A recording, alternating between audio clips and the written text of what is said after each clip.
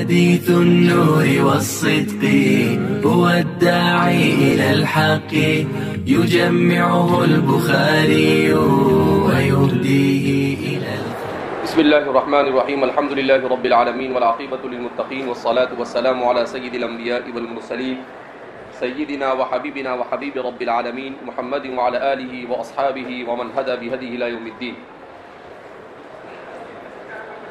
وقال معاذ بن جبل رضي الله عنه وقال معاذ اجلس بنا نؤمن ساعة. حضرت معاذ بن جبل رضی اللہ تعالی عنہ فرماتے ہیں اجلس بنا نؤمن ساعة. اسود بن ہلال کو مخاطب کرتے ہوئے آپ فرماتے ہیں کہ اے اسود بن ہلال اجلس بنا نؤمن ساعة، آپ اور ہم تھوڑی دیر بیٹھ کر اپنے ایمان میں تازگی پیدا کرتے ہیں. امام بخاری کے مطابق اپنے ایمان میں زیادتی پیدا کرتے ہیں، اپنے ایمان کو بڑھاتے ہیں. تو حضرت معاذ بن جبل رضی اللہ تعالیٰ عنہ یہ جلیل القدر صحابی ہے، ان کا تعلق قبیل خزرج سے ہے، انصار صحابی ہے.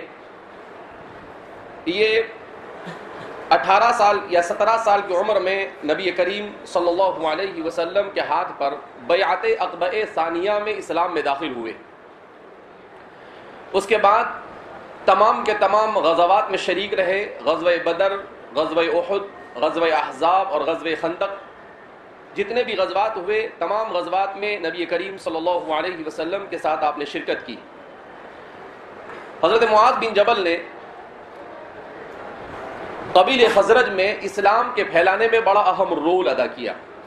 خاص طور پر بنو سلمہ کے مسلمان ہونے میں آپ نے بڑا رول ادا کیا کہ ان چند نوجوانوں نے مل کر بنو سلمہ کے بت کو توڑ کر پھینک دیا، جس کی وجہ سے بنو سلمہ کا پورا قبیلہ اسلام میں داخل ہوا. حضرت معاذ بن جبل نبی کریم صلی اللہ علیہ وسلم آپ سے بڑی محبت کیا کرتے تھے. آپ صلی اللہ علیہ وسلم نے ان کے سلسلے میں بیان کیا اعلمهم بالحلال والحرام معاذ بن جبل، کہ صحابہ میں سب سے زیادہ حلال اور حرام کے جاننے والے معاذ بن جبل. اسی طریقے سے آپ صلی اللہ علیہ وسلم کی کثرت صحبت کی وجہ سے حضرت معاذ بن جبل فقہاء صحابہ میں شمار کیے جاتے تھے، اور آپ صلی اللہ علیہ وسلم نے یمن کے عدن کے علاقے میں آپ کو اور حضرت ابو موسیٰ اشعری رضی اللہ تعالیٰ عنہ کو وہاں کا قاضی اور قاضی القضات بنا کر بھیجا تھا. اور آپ کی مشہور حدیث ہے بِمَ تَقْضِي يَا مُعَاذ فقال بِكِتَابِ اللَّهِ فَإِن لَّمْ تَجِدْ فقال بِسُنَّةِ رسول اللہ. پھر آپ نے فرمایا فَإِن لَّمْ تَجِدْ، تو آپ نے کہا کہ اجتہد برأیی. تو جس سے قیاس کا سب سے بڑا مستدل قیاس کا مانا جاتا ہے وہ حضرت معاذ بن جبل ہی کی روایت ہے. حضرت معاذ بن جبل رضی اللہ تعالیٰ عنہ نے زیادہ عمر نہیں پائی، اور سن ہجری 32 میں سن ہجری 18 میں 33 سال یا 34 سال کی عمر میں، اور بعض روایت کے مطابق 38 سال کی عمر میں طاعون امواس میں حضرت عمر بن الخطاب رضی اللہ تعالیٰ عنہ کے دور میں آپ کا انتقال ہو گیا. مشکل سے آپ نے 33 سال کی عمر پائی. زیادہ تر رجحان یہی ہے، اس لیے کہ آپ 18 سال کی عمر میں اسلام میں داخل ہوئے. بعض حضرات نے 38 سال عمر بیان کی ہے. بہرحال زیادہ سے زیادہ آپ کی 38 سال عمر ہوئی. تو حضرت معاذ بن جبل رضی اللہ تعالیٰ عنہ ایک تابعی ہے اسود بن ہلال، ان سے کہہ رہے ہیں کہ اجلس بنا نؤمن ساعة، آئیے ہم تھوڑی دیر کے لیے اسلام کو تازہ کرتے ہیں. امام بخاری فرماتے ہیں کہ مومن تو تھے ہی، اس کے باوجود آپ یہ کہہ رہے ہیں، اس کا مطلب یہ ہے کہ آپ ایمان کی زیادتی کی طرف اشارہ کر رہے ہیں. البتہ اس سلسلے میں شیخ الاسلام علامہ شبیر احمد عثمانی نور اللہ مرقدہ فرماتے ہیں کہ صحیح بات یہ ہے کہ حضرت معاذ بن جبل سے زیادہ بڑا مومن تو کوئی ہو بھی نہیں سکتا. آپ صلی اللہ علیہ وسلم نے جب کہہ دیا ہو اعلمهم بالحلال والحرام معاذ بن جبل، ڈاکٹر حمید اللہ صاحب فرمایا کرتے تھے کہ اگر حضرت معاذ بن جبل مزید زندہ رہتے تو شاید حضرات صحابہ میں آپ سے بڑا فقیہ اور کوئی نہ ہوتا، مگر آپ کی عمر نے وفا نہیں کی اور بہت کم عمر میں آپ کا انتقال ہوا. حضرت عمر بن خطاب رضی اللہ تعالیٰ عنہ کو جب آپ کی وفات کا علم ہوا تو آپ نے بہت افسوس ظاہر کیا اور آپ نے کہا کہ اس امت کا فقیہ اس دنیا سے چل بسا. تو اس لیے انسان کو دنیا میں ایسی زندگی گزارنی چاہیے وَجْعَلْ لِي لِسَانَ صِدْقٍ فِي الْآخِرِينَ کہ بعد میں آنے والے اس کا ذکر خیر کرے. حضرت ابراہیم علیہ السلام جیسے جلیل القدر نبی اللہ سے دعا کرتے ہیں. تو آدمی کو اچھے کام کرنے چاہیے دنیا میں. برائی کے ساتھ انسان دنیا میں مشہور ہو تو یہ مجرمین کے اندر اس کا شمار ہو جیسے فرعون اور حامان وغیرہ, تو یہ انسان کے لیے اچھی بات نہیں. انسان ایسی زندگی گزارے کہ آدمی اس کو یاد کرے اور اس کو بھلائی سے یاد کرے, اس کے لیے دعا کرے. بہرحال تو آپ نے کہا, تو حضرت شیخ الاسلام علامہ شبیر احمد عثمانی فرماتے ہیں کہ یہاں پر نؤمن الساعتن کا مطلب کیا ہے؟ اس کا مطلب یہ ہے کہ آئیے دنیا میں مشغول ہونے کی وجہ سے ہمارے دل و دماغ پر جو آلودگی آ گئی ہے, گناہوں اور گناہوں کے ماحول کے جو آثار ہم پر مرتب ہو گئے ہیں, اللہ کا ذکر کرتے ہیں, اللہ کے یاد کرتے ہیں, اور اس طریقے سے ہم اس آلودگی کو اور اس گندگی کو اپنے سے دور کرتے ہیں. تو اس لیے فرماتے ہیں اس کا مطلب کیا ہے کہ آخرت اور ذکر اللہ کے ذریعے سے اور دین کی باتوں کے تبادلے کے ذریعے سے دنیا کی محبت اور دنیا کی آلائش کو دور کرنا یہ مقصود ہے. لہذا یہ اس دیاد ایمان نہیں. اور امام نووی ہر جگہ پر ایک ہی بات کہتے ہیں, وہ یہ کہتے ہیں کہ کیفیت ایمان میں اضافے کی دعوت دی جا رہی ہے, اصل ایمان میں اضافے کی دعوت دی جا رہی نہیں ہے. وقال ابن مسعود رضی اللہ عنہ, اور حضرت عبداللہ بن مسعود رضی اللہ تعالیٰ عنہ فرماتے ہیں الیقین والایمان کلہ. سیدنا حضرت عبداللہ بن مسعود رضی اللہ تعالیٰ عنہ یہ مہاجر صحابی ہے. ان کا تعلق قبیل مضر کی مشہور شاخ حذیل سے ہے. آپ کا نام عبداللہ بن مسعود بن غافل, مضر بن نزار کی ایک شاخ ہے حذیل, اس سے آپ کا تعلق ہے. آپ مکہ مکرمہ میں قریش کی کسی سردار کی بکریاں چرایا کرتے تھے. آپ کی عمر بہت کم تھی. ایک مرتبہ نبی کریم صلی اللہ علیہ وسلم کا اس جانب گزر ہوا. سیدنا حضرت ابوبکر صدیق رضی اللہ تعالیٰ عنہ بھی آپ کی معیت میں تھے. تو آپ صلی اللہ علیہ وسلم نے جب دیکھا کہ یہ بکریاں چرا رہے ہیں تو آپ نے ان سے کہا کہ کسی بکری کا دودھ ہمیں پلا دیجیے. انہوں نے کہا کہ میں ان بکریوں کا مالک نہیں, ان بکریوں کے مالک کوئی اور ہے, لہذا ان کی اجازت کے بغیر میں کیسے آپ کو دودھ پلا سکتا ہوں, تو مجھے ان سے اجازت لینی پڑے گی. تو آپ صلی اللہ علیہ وسلم نے کہا کہ اچھا ٹھیک ہے, ایسی بکری لے آؤ جو دودھ نہیں دیتی ہے, ایسی بکری لے آؤ جو دودھ نہیں دیتی ہے. عبداللہ بن مسعود کہتے ہیں کہ میں دوڑتا ہوا گیا اور ایک ایسی بکری لے کر آیا جو بالکل دودھ نہیں دیتی تھی. آپ صلی اللہ علیہ وسلم نے اپنا ہاتھ اس پر پھیرا تو وہ دودھ سے لبریز ہو گئی. آپ نے کہا کہ یہ تو ہماری وجہ سے دودھ آیا ہے, لہذا یہ تو آپ پلا سکتے ہو. تو انہوں نے کہا یہ پلا سکتے ہیں. تو پھر آپ صلی اللہ علیہ وسلم کو برتن میں دودھ نکال کر دیا, آپ نے نوش فرمایا, حضرت ابوبکر نے بھی نوش فرمایا, اور ان سے بھی کہا کہ آپ بھی اسے پیجیے. پھر اس کے بعد عبداللہ, اور پھر اس کے بعد آپ صلی اللہ علیہ وسلم نے اس بکری پر ہاتھ پھیرا تو پہلے جیسی تھی ویسی ہو گئی. تو اس معجزے کو دیکھ کر عبداللہ بن مسعود نے کہا کہ اب کون ہے؟ حضور نے اپنا تعارف کروایا, حضرت ابوبکر نے بھی. اسلام کے بارے میں جب انہوں نے سنا تو انہوں نے کہا کہ مجھے بھی اسلام میں داخل کر لیجیے. تو آپ صلی اللہ علیہ وسلم نے کہا یا غلیم انت معلم. ان کے سر پر ہاتھ رکھا اور کہا اے چھوٹے سے بچے, تو کچھ سیکھ لے گا, دنیا میں کچھ سیکھ کر جائے گا. عبداللہ بن مسعود کا کام بن گیا, اسلام میں داخل ہو گئے. عبداللہ بن مسعود فرماتے ہیں کہ انا سادس من دخل فی الاسلام, میں چھٹا وہ آدمی ہوں جو اسلام میں داخل ہوا. آپ ہے حضرت حضرت عمر رضی اللہ تعالیٰ عنہ کی بہن ہے اور ان کے بہنوئی ہے, تو فرماتے ہیں سب ایک ہی دن میں اسلام میں داخل ہوئے تھے. عبداللہ بن مسعود رضی اللہ تعالیٰ عنہ نے اسلام میں داخل ہونے کے بعد مسلسل نبی کریم صلی اللہ علیہ وسلم کی صحبت کو اختیار کر لیا. آپ کی والدہ, ان کا نام تھا ام عبد, اس کا تعلق بھی قبیل حذیل ہی سے تھا. تو آپ کے والد تو زمانے جاہلیت ہی میں انتقال کر گئے تھے, البتہ آپ کی والدہ یہ زندہ تھی اور آپ کی والدہ نے بھی اسلام قبول کر لیا تھا. اسی لیے حضرت عبداللہ بن مسعود کو دو طرح سے یاد کیا جاتا ہے. عام طور پر آپ کو عبداللہ بن مسعود کہتے ہیں, اور نبی کریم صلی اللہ علیہ وسلم کبھی کبھی آپ کو کہا کرتے تھے عبداللہ ابن ام عبد, عبداللہ ابن ام عبد, کیونکہ آپ کی والدہ اسلام میں داخل ہو گئی تھی. اسی لیے آپ صلی اللہ علیہ وسلم نے کہا خذ القرآن عن اربع، کہ قرآن کو 4 لوگوں سے لو، 4 لوگوں سے قرآن سیکھنا ہو تو سیکھو۔ اس میں حضور صلی اللہ علیہ وسلم نے فرمایا سب سے پہلے عن عبداللہ ابن ام عبد، عبداللہ ابن ام عبد سے قرآن کو سیکھو۔ پھر آپ نے فرمایا عن ابی بن کعب، ابی بن کعب سے سیکھو، معاذ بن جبل سے سیکھو، اور پھر حضور نے فرمایا سالم مولا حذیفہ سے قرآن کو سیکھو۔ ان 4 لوگوں سے قرآن کو سیکھیے۔ یہ لوگ بہترین قرآن پڑھتے تھے۔ عبداللہ بن مسعود فرماتے ہیں کہ ایک دن میں قرآن کریم کی تلاوت کر رہا تھا تہجد کے وقت میں، تو اللہ کے رسول صلی اللہ علیہ وسلم نے سنا، بہت دیر تک سنتے رہے، اور پھر اس کے بعد جب میں پڑھ کر فارغ ہوا تو آپ صلی اللہ علیہ وسلم نے کہا سل تعطا، مانگ، کیا مانگتا ہے تجھے دیا جائے گا۔ بہرحال عبداللہ بن مسعود تھے، عبداللہ بن مسعود نے کہا کہ اللہ کے رسول صلی اللہ علیہ وسلم مرافقتک فی اعلی جنت الخلد، مجھے تو آپ کی مرافقت چاہیے جنت میں۔ تو آپ صلی اللہ علیہ وسلم نے کہا کہ بھئی ہم نے پہلے ہی کہہ دیا تھا کہ جو مانگو گے تم کو ملے گا، لہذا تم نے جو مانگا وہ تمہیں کیا کر دیا جاتا ہے، دیا جاتا ہے۔ تو عبداللہ بن مسعود رضی اللہ تعالیٰ عنہ یہ بڑے جلیل القدر صحابی تھے۔ عبداللہ بن مسعود رضی اللہ تعالیٰ عنہ کے سلسلے میں حضرت ابو موسیٰ اشعری فرماتے ہیں کہ میں جب یمن سے آیا تو میں نے دیکھا کہ عبداللہ بن مسعود کی والدہ ام عبد اور عبداللہ بن مسعود بکثرت نبی کریم صلی اللہ علیہ وسلم کے پاس آتے جاتے رہتے تھے۔ تو ہم یہ سمجھتے تھے کہ آپ صلی اللہ علیہ وسلم کے خاندان کے افراد ہیں، یہ آپ صلی اللہ علیہ وسلم کے ساتھ ایسی ملازمت کہ ابو موسیٰ فرماتے ہیں کہ جب ہم حضور کو چھوڑتے تھے تو یہ ان کے ساتھ ہوتے تھے، اور جب ہم حضور کے ساتھ ہوتے تھے تو یہ آپ کے پاس ہوتے تھے۔ عبداللہ بن مسعود رضی اللہ تعالیٰ عنہ، نبی کریم صلی اللہ علیہ وسلم نے ان کے بڑے مناقب بیان کیے ہیں۔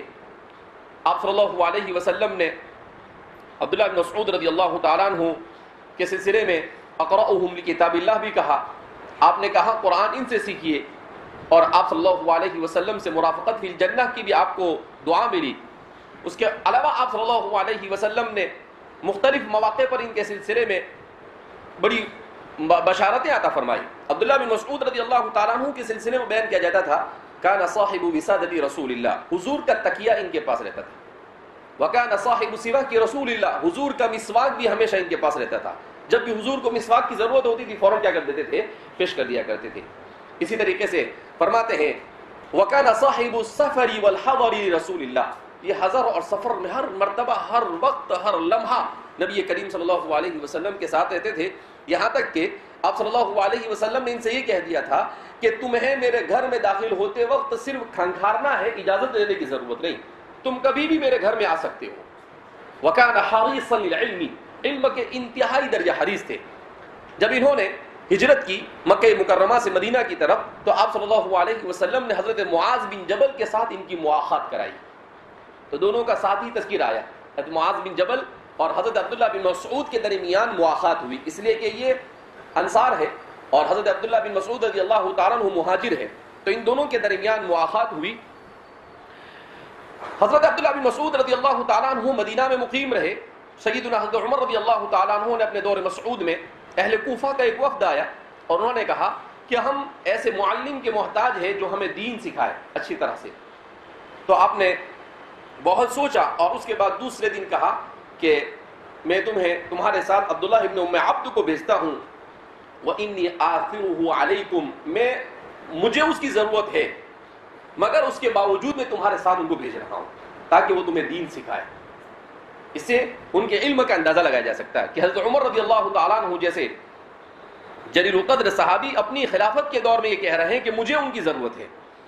بہرحال آپ کوفہ گئے، کوفہ میں جا کر آپ نے علم کی مجلسیں ایسی سجائی کہ جب حضرت علی رضی اللہ تعالیٰ عنہ کوفہ پہنچے اور اہل کوفہ کی علمی صلاحیتوں کو آپ نے بھانپا تو آپ نے کہا رحم اللہ ابن ام عبد ملأ بیوت الکوفۃ بالعلم، اللہ عبداللہ ابن ام عبد پر رحم فرمائے کہ کوفہ کو علم سے لبریز کر دیا۔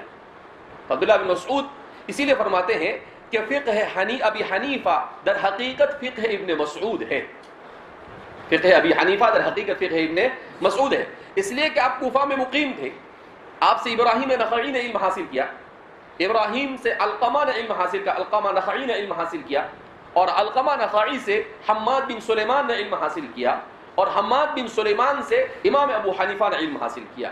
تو اس طرح سے 3 واسطے سے امام صاحب کے آپ گویا کہ استاد ہوتے ہیں، اور آپ ہی کو اسی لیے کہتے ہیں کہ ابراہیم نخعی کان امین علم ابن مسعود وکان علقمۃ امین ابن ابراہیم نخعی کا سارے علوم، ابراہیم نے سارے عبداللہ بن مسعود کے علوم کو ہضم کر لیا تھا، اور علقمہ نے ابراہیم کے علوم کو ہضم کیا، اور حماد بن سلیمان نے علقمہ کے علوم کو ہضم کیا، اور پھر ان کے علوم کو امام ابو حنیفہ نے، گویا کہ فقہ ابی حنیفہ در حقیقت فقہ ابن مسعود ہے۔ تو حضرت عبداللہ بن مسعود رضی اللہ تعالیٰ عنہ، اب حضرت عبداللہ بن مسعود رضی اللہ تعالیٰ عنہ کی وفات کہاں ہوئی؟ اس سلسلے میں دو روایتیں ملتی ہیں۔ بعض روایتوں میں ہے کہ سن ہجری 32 میں آپ کی وفات کوفہ میں ہوئی، البتہ صحیح روایت یہ ہے کہ سن ہجری 32 میں آپ کوفہ سے مدینہ تشریف لائے، اور مدینہ میں آنے کے بعد آپ بیمار ہو گئے۔ آپ کی عمر تقریباً 60 سال کے قریب تھی، آپ بیمار ہوئے۔ حضرت عثمان بن عفان رضی اللہ تعالیٰ عنہ آپ کی عیادت کے لیے پہنچے، آپ کا دور خلافت تھا۔ حضرت عثمان بن عفان رضی اللہ تعالیٰ عنہ نے آپ سے کہا کہ اے عبداللہ بن مسعود، آپ کو اگر کسی چیز کی ضرورت ہے تو بتائیے۔ تو عبداللہ بن مسعود نے کہا کہ بس مجھے ضرورت اس بات کی ہے کہ میرا رب مجھ سے راضی ہو جائے۔ اس کے بعد فرماتے ہیں کہ نہیں، میں یہ نہیں پوچھنا چاہتا ہوں، آپ سے تو اللہ راضی ہی ہے، اس لیے کہ آپ کو تو مرافقت رسول حاصل ہوئی ہے۔ میں یہ پوچھنا چاہتا ہوں کہ آپ کے بعد آپ کی اولاد کو اگر کسی چیز کی ضرورت ہو۔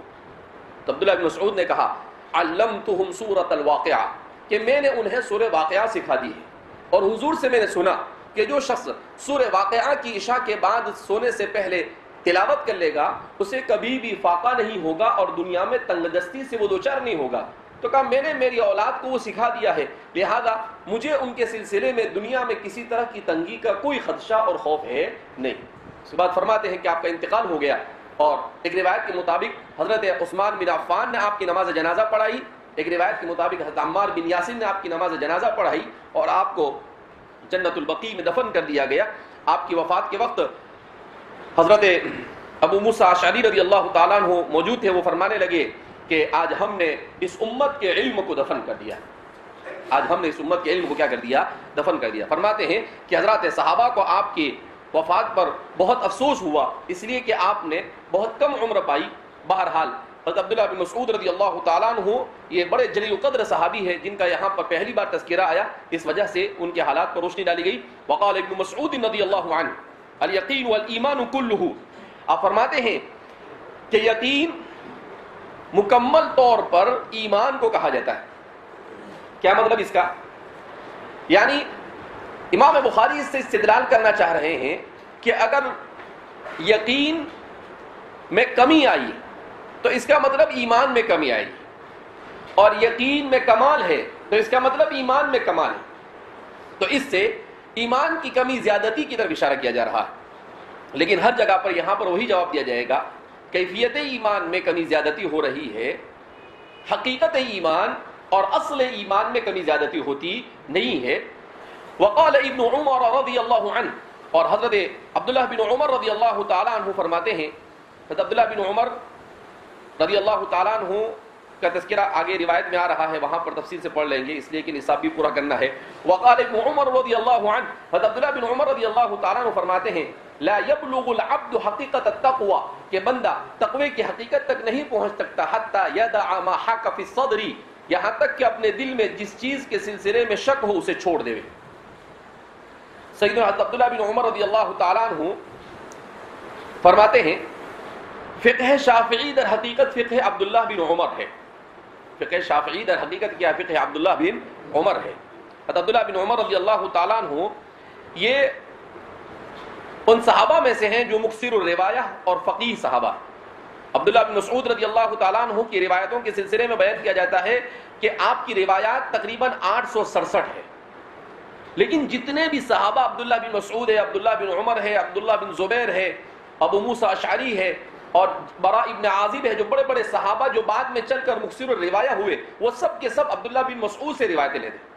یہ جو چھوٹی عمر کے صحابہ ہیں ان سے جو بکثرت روایتیں مروی ہیں، تو ان روایتوں میں یہ ہوتا ہے کہ بعض مرتبہ تو یہ حضور سے سنی ہوئی ڈائریکٹ روایت بیان کرتے ہیں، اور بعض مرتبہ یہ کسی صحابی سے سنتے تھے اور اس صحابی کی سنی ہوئی بات کو نقل کرتے تھے، مگر اس صحابی کا ذکر کیونکہ اس زمانے میں اتنا اہتمام نہیں تھا لہذا یہ براہ راست نقل کرتے تھے، تو ان کی مراسیل ہوتی تھی، مگر اس کے باوجود بھی ان کی مراسیل پر ہمارے محدثین نے کوئی کلام نہیں کیا. کہا مراسیل الصحابتی مرفوع، مراسیل صحابہ یہ مرفوع ہے. یعنی اس کے بارے میں یہ نہیں کہا جائے گا کہ انہوں نے عبداللہ بن مسعود کہ عبداللہ بن عباس نے عبداللہ بن مسعود کا ذکر نہیں کیا لہذا اس بنا پر انہوں نے تدلیس کی یا انہوں نے ارسال کیا. نہیں، یہ جو حدیث کو بیان کریں گے، کیوں؟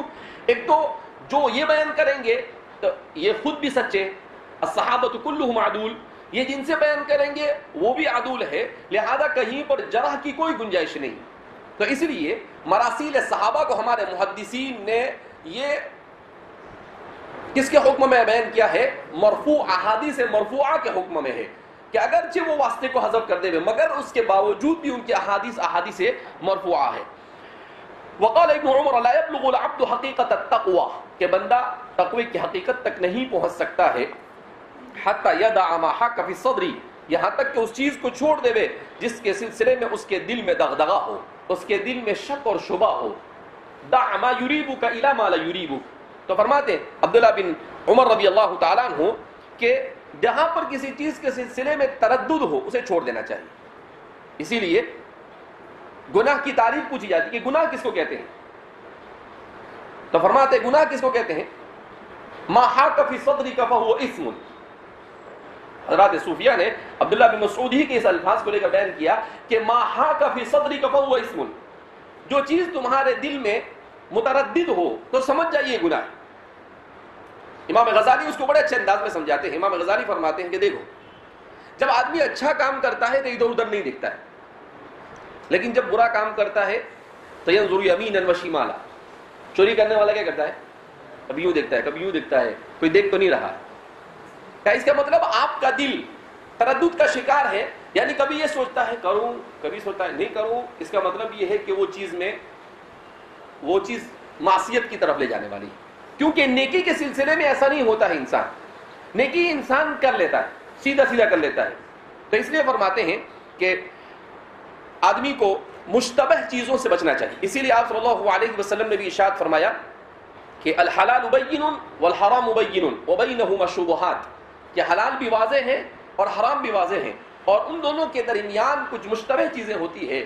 تو جس آدمی نے اس کو چھوڑ دیا گویا کہ اس نے اپنے ایمان کو کیا کر لیا؟ مکمل کر لیا. بہرحال یہاں پر کیا ہے؟ حضرت عبداللہ بن عمر رضی اللہ تعالیٰ عنہ کے اس قول سے آپ یہ ثابت کرنا چاہ رہے ہیں کہ مشکوک چیز کو چھوڑنا یہ ایمان میں اضافے کا باعث ہے. امام بخاری ہے تو اس لیے کہتے ہیں کہ مشکوک کو چھوڑنا اور مشکوک کو کرنا نقصان ایمان کا باعث ہے. مشکوک کو بجا لانا، اس کو کر لینا، کہ آپ کو کسی چیز کے بارے میں تردد ہے اس کے باوجود آپ نے اس کو کر لیا، اس کا مطلب یہ ہے کہ آپ کے ایمان میں کمی ہے. تو اس طرح سے آپ اس سے استدلال کرتے ہیں، لیکن اس کا وہی جواب دیا جائے گا کیفیت ایمان میں کمی زیادتی ہوگی، حقیقت ایمان اور اصل ایمان میں کمی زیادتی نہیں ہوتی حضرات متکلمین اشاعرہ ماتریدیہ وغیرہ کے نزدیک. وقال مجاہد شرع لكم من الدین ما وصى به نوحا اوصیناک یا محمد وإیاہ دینا واحدا. حضرت مجاہد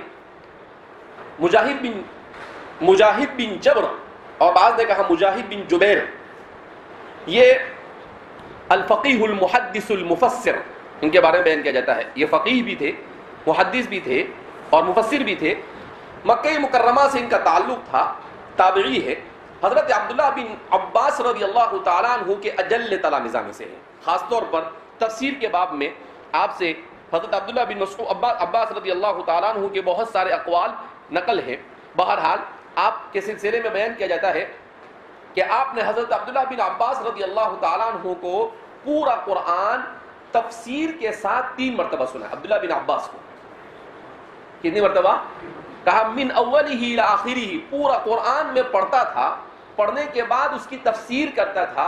اور عبداللہ بن عباس رضی اللہ تعالیٰ عنہ اگر صحیح ہوتا تو اس کی تصویب کرتے اور اگر غلط ہوتا تو اس پر متنبہ کرتے کہ آپ نے اس کو غلط سمجھا ہے. اسی سے ان کے علم کا اندازہ لگایا جا سکتا ہے. تو فرماتے ہیں کہ وہ تفسیر کرتے ہوئے کہتے ہیں قرآن کہتے ہیں شرع لکم من الدین ما وصى به نوحا، کہ تمہارے لیے دین میں مشروع کیا گیا ما وصى به نوحا، وہی جس کی نوح نے وصى جس کی وصیت نوح کو کی، یعنی اللہ رب العزت نے جس کی وصیت کس کو کی تھی؟ نوح، یعنی اوحا به نوحا، یعنی جو وحی نوح پر کی گئی وہی۔ اب یہاں سوال پیدا ہوتا ہے کہ ما وصى به ابراہیم کہہ دیتے، اس لیے کہ ملت ابراہیم ملت حنیفیہ ہے، اس کے بجائے حضرت نوح علیہ السلام کا تذکرہ کیا جا رہا ہے۔ تو حضرات مفسرین فرماتے ہیں کہ دراصل حضرت نوح علیہ السلام یہ سب سے پہلے تشریعی نبی اور رسول ہے، سب سے پہلے تشریعی نبی اور رسول ہے۔ کیا مطلب تشریعی نبی اور رسول ہونے کا؟ تشریعی نبی اور رسول ہونے کا مطلب یہ ہے کہ حضرت نوح علیہ السلام، ان کا نام نوح نہیں تھا، ان کا نام عبد الشکور تھا، لیکن اشتہر بنوح لکثرت نوحته علی قومه، آپ اپنی قوم کے ایمان لانے پر بہت روتے تھے، تو کثرت نوحہ اور بکا کی وجہ سے آپ اشتہر به، اسی سے کیا ہو گئے؟ مشہور ہو گئے۔ آپ کے اوپر دعوت کی فکر ایسی، اس کی دھن ایسی سوار تھی کہ فرماتے ہیں کہ آپ اپنی قوم کو دعوت دیتے تھے۔ قرآن نے خود بیان کیا ہے، دعوت، وہ خود بیان کرتے ہیں، دعوت قومی لیلا ونہارا ولم یزدہم دعائی الا فرارا۔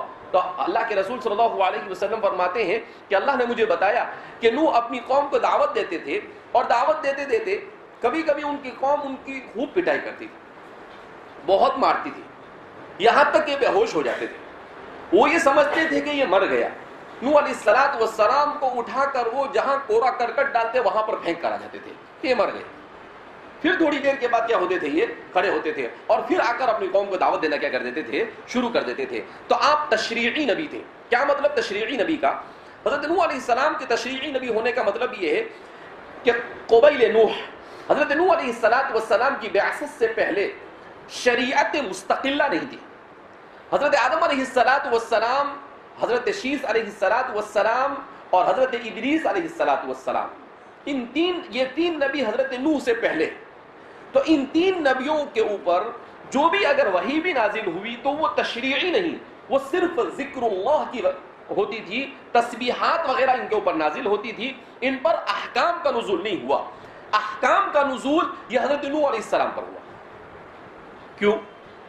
اس لیے کہ حضرت نوح علیہ السلام سے پہلے یہ جو تین نبی تھے، ان تین نبیوں کے زمانے میں اپنی قوم ابھی کفر اور شرک کا شکار نہیں ہوئی تھی۔ ان کی قومیں، حضرت آدم علیہ السلام تو جنت سے آئے تھے، حضرت شیث علیہ السلام آپ کے بیٹے تھے، جو اللہ رب العزت نے آپ کو حابیل کی جگہ پر عطا فرمایا تھا، انہیں نبوت آپ کے بعد عطا کی گئی۔ اور پھر اس کے بعد حضرت ادریس علیہ السلام، جس کا بعض حضرات نے نام لکھا ہے کہ آپ کا اصل نام اخنوخ تھا، لیکن آپ ادریس علیہ السلام کے نام سے مشہور ہوئے۔ تو ادریس، یہ ان لوگوں کی، ان کی قومیں یہ ایمان پر تھی، تو ان کو صرف اذکار اور تسبیحات کی وحی کی جاتی تھی، احکام کی مکلف نہیں تھی۔ کیوں؟